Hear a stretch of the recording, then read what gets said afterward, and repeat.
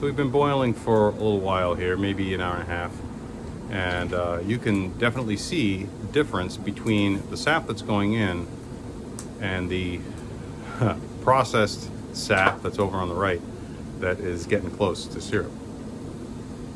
See,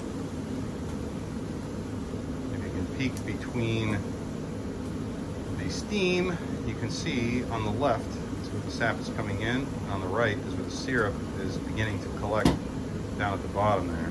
So you can see over here where we bring in the sap, there's the sap kind of warming in the preheated pan. It flows down here, and there it is kind of dripping in.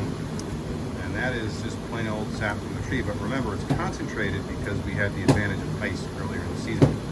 So then it will work its way this way, and it's not boiling until it gets down to about here. Let's see, we get the steam to clear.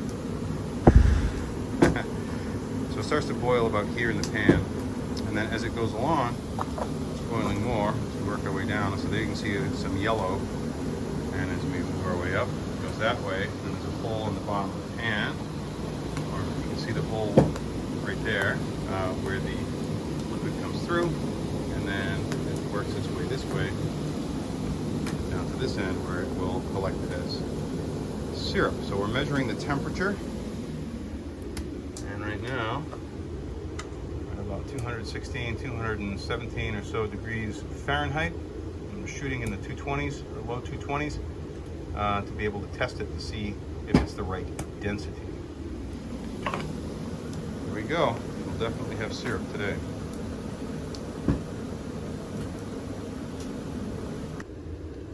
Our target temperature for syrup is 222 degrees on this thermometer, and it's very consistent, which is important. And then when it gets to 222, then I'll measure the density with my hydrometer, and then if it's at the appropriate density, we'll pull it out and put it in the filter. Before we filter, we want to make sure that the filters themselves are wet, and this will allow the sap to flow more, or the syrup to flow better through the membrane or through the filter material if there's some liquid there ahead of it. So I just pop it into this bucket of sap, and it will slowly sink in as the fibers absorb the water into the sap, and then once we put the syrup in the other side or in the bucket, then it will flow more easily through it. The filters that we use are an Orlon material. You can see there's 1, 2, 3, 4 of those. People use different amounts, and there's lots of different techniques here. Today I've got 1, 2, 3 Tyvek-like filters. Those will take care of the grit, the bigger grit and sticks and things that might be in there. And then the fine grit will get removed by these, and then we will bottle it. So we've got 222, which means it's time to test the density. And we test the density with this little dewhacker. And what we're looking for here is for the density to be such that it floats. And I can see, let's see if we can get this to focus down there. We'll back up, maybe that'll help. Push it down and pop it up. All right, so if I pull it out, you can see there's a red line there. What I'm trying to make it is so that I can see that red line floating above the liquid. And if I don't know if we can see it quite so well here, but I don't see the red line. Anyway, I'm gonna put it back in there, let it cook a little bit more.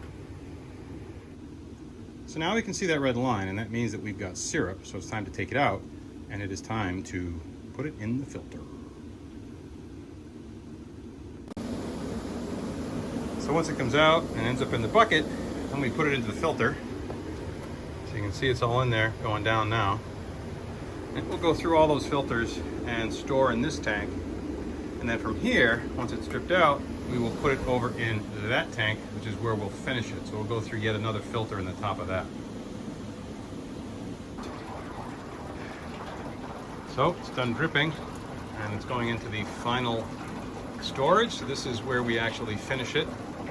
We'll measure the temperature when we get ready to bottle, make sure that it is at the appropriate temperature, and 1 80 range, Fahrenheit scale, and then we'll put it into bottles.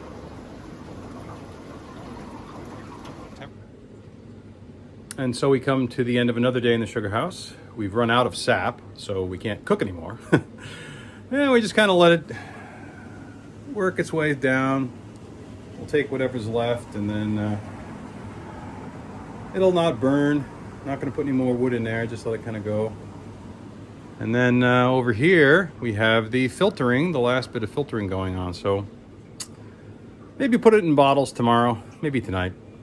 It won't be much, maybe a gallon and a half, so not quite 2 cases, but still, it'll be delicious.